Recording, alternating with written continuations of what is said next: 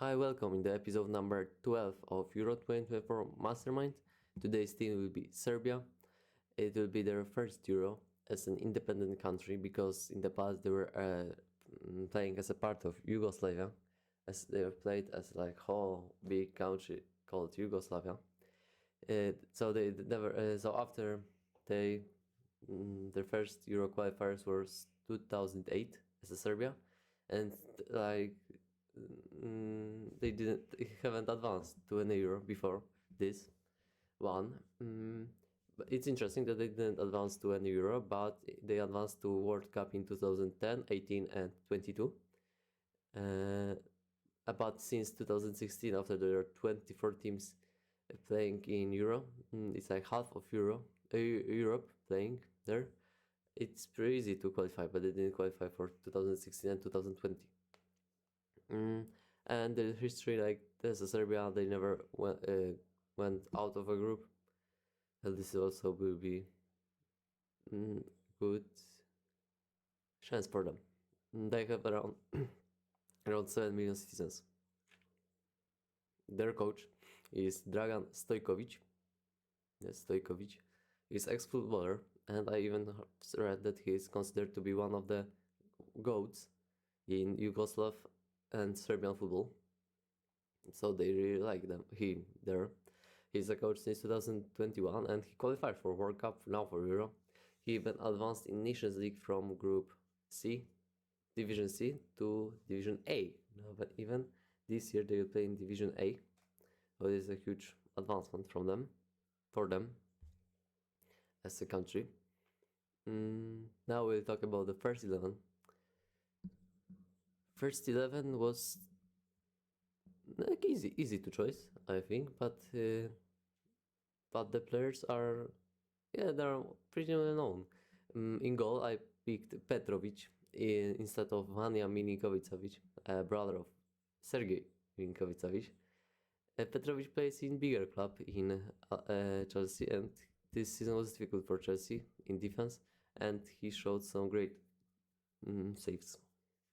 In defense, there is like nothing incredible. That Milenkovic is well known from Fiorentina, and Veljkovic, Pavlovic, Werder Brema, and I have it. Werder Brema and Red Bull Salzburg. So nothing special. So I think that Petrovic will have a lot to save. So I think we could bet on against England, for example, over of shots on target of England.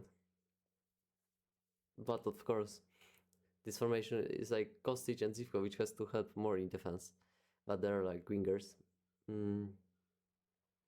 They need to make good crosses for Mitrovic and Vlahovic, two great players playing with head, great headers. So they were waiting for these crosses. And Gudeli, I put him like in the middle, but he'll also be more defensive midfielder. He will help defense a lot, so they can play like 4 or 5 men in a line. But Ilic and Milinkovic-Savic will be more offensive midfielders. They will have to create some chances also for Mitrovic and Vlahovic. I changed formation. They don't use such formation, but I changed a bit so I could fit Mitrovic and Vlahovic. In qualifiers, I didn't find a game where Mitrovic and Vlahovic played together. That's kind of interesting, but maybe Vlahovic was injured.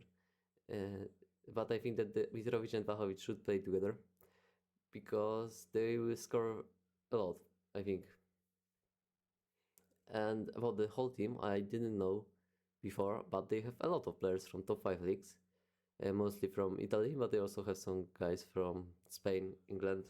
That's good for them. There's a good choice of players. So we'll go next to key players. The first key player will be Milinkovic-Savic. This season, he changed his career totally. He picked money instead of like fame, and he moved to Saudi Arabia to Al Hilal. Like it's a worse league than European top 5 because he could play in any top 5 he want because he was awesome. But he is now in Saudi Arabia, but he still led his team to championship. They won the championship. and he scored 11 goals and 10 assists. He will be a midfield maestro playmaker. Most of the balls attacks will rely on his decisions. Second key player is Dusan Vlahovic. It was kind of difficult season for him in Juventus in Serie A, but still he scored 16 goals and they won a Coppa Italia. There is a huge achievement for Juventus that had some big problems in last seasons, but they also qualified for Champions League, so this season was kind of great for Vlahovic Juventus. With Mitrovic, they will both be crucial in penalty box. They need them to score, and Vlahovic is a bit younger, so maybe he will make some bigger moves than Mitrovic. Mitrovic played for a ball for sure, but Vlahovic maybe he will go for a run behind defenders or something. My predictions for them is that they will finish third in group, that they will not be better than England and Denmark, and they can't be sure about advancement, because I think that from A and Group B, there will be third team will have 4 points, but Serbia will only win with Slovenia, and they will lose with Denmark, I think. So then they will have only 3 points. So it's not sure. It will depend mostly on goal difference, but it can be also difficult to have good goal difference while playing against England. But if they advance from third position, they will play it with the first team from Group E or Group F. So it will be probably Belgium or Portugal.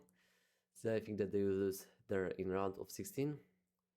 But it will be their first group advancement in history, and it will be their first time on Euro, and I think it's a good result to advance from a group in such rules that we have. Thank you for watching.